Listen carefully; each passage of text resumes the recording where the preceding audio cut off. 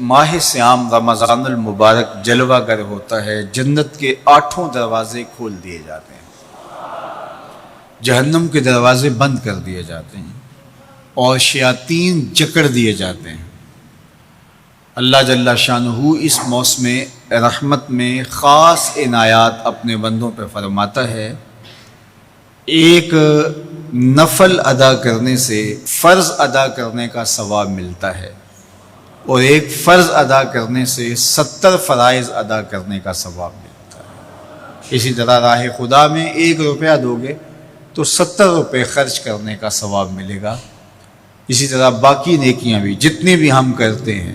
وہ ایک نیکی کریں گے تو 70 گنا اجر ماہ سیام میں ہمیں نصیب ہوتا ہے۔ اس لیے اہل ایمان کا یہ طریقہ ہے کہ وہ اس مہینے میں کثرت کے ساتھ تلاوت کرتے ہیں، کیونکہ ایک مرتبہ اگر قرآن مجید پڑھ لیا تو 70 مرتبہ قرآن مجید پڑھنے کا ثواب نصیب ہوا۔ ماہ سیام میں چونکہ شیطان بندھا ہوا ہوتا ہے تو ہم اپنے آپ کو نیکی کی طرف اگر لانا چاہیں تو اتنی رکاوٹیں نہیں ہوتی جتنی عام دنوں میں ہوتی ہیں، لیکن اس کے باوجود بہت سارے لوگ ہیں جو رات کو بڑا پکا ارادہ کر کے سوتے ہیں کہ میں صبح وقت پہ اٹھوں گا اور نوافل بھی پڑھوں گا اور نماز بھی ادا کروں گا، لیکن جب صبح ہوتی ہے تو انہیں یا تو جاگ نہیں آتی یا نیند سے بیدار ہو جاتے ہیں، بستر سے اٹھا نہیں جاتا۔ جبکہ وہی شخص انہوں نے صبح سبزی منڈی جانا ہو تو چھلانگ لگا کے اٹھتے ہیں اور سبزی منڈی پہنچتے بھی ہیں۔ سستی، طبیعت کا کسل نہیں ہوتا۔ عمومی طور پہ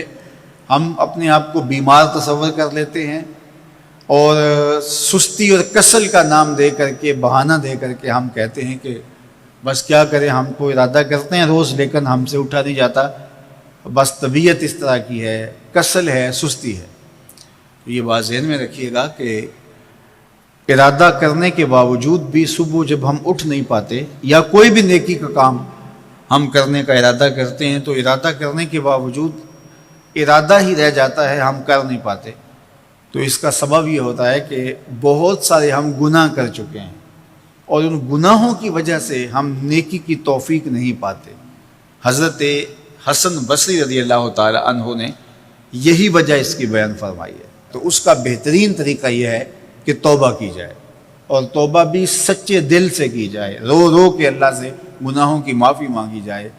اور سچے دل سے جب توبہ کی جائے تو پھر سارے گناہ نہ صرف مٹا دیے جاتے ہیں بلکہ ان کو بدل کے نیکیوں میں تبدیل کر دیا جاتا ہے۔ تو ماہ سیام کے اندر پختہ عزم کریں اور اس عزم کو عمل کی شکل دینے کے لیے سچی توبہ کریں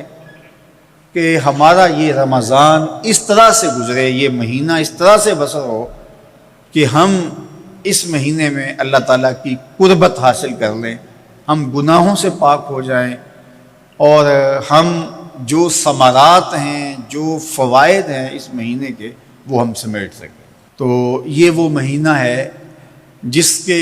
انتظار میں میرے اور آپ کے آقا و مولا اپنی آنکھیں لگائے ہوتے تھے اور دن گن گن کے وقت گزارتے تھے کہ ماہ سیام آ رہا ہے۔ تو اس مہینے کا عزت کے ساتھ، تکریم کے ساتھ، اعزاز کے ساتھ استقبال کرو اور اس کو پلکوں پہ بٹھاؤ، اس کو دل پہ بٹھاؤ۔ اس مہینے کی تکریم یہ ہے کہ اس میں ہر برا کام چھوڑ دیا جائے۔ اگر کوئی شخص برا کام نہیں چھوڑتا اور روزے رکھتا ہے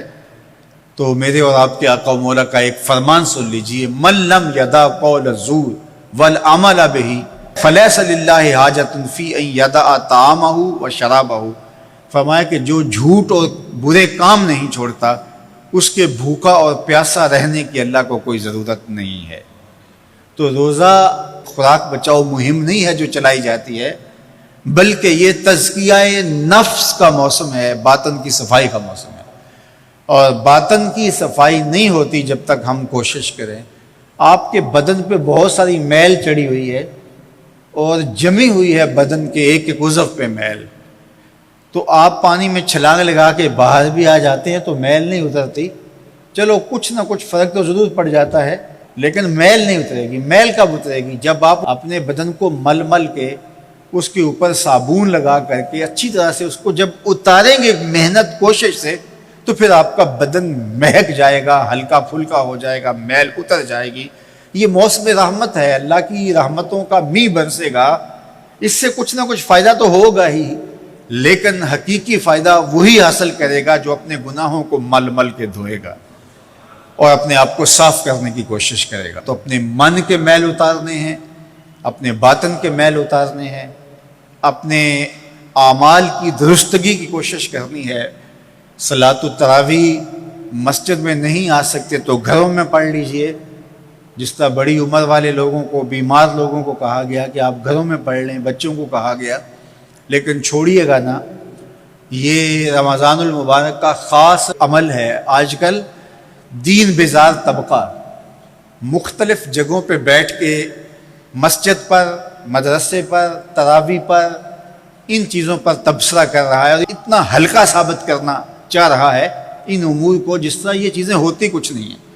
جبکہ ماہ صیام کے قیام پر میرے اور آپ کے آقا مولا نے بشارت دیتے ہوئے فرمایا، من قام رمضان ایمانا و احتسابا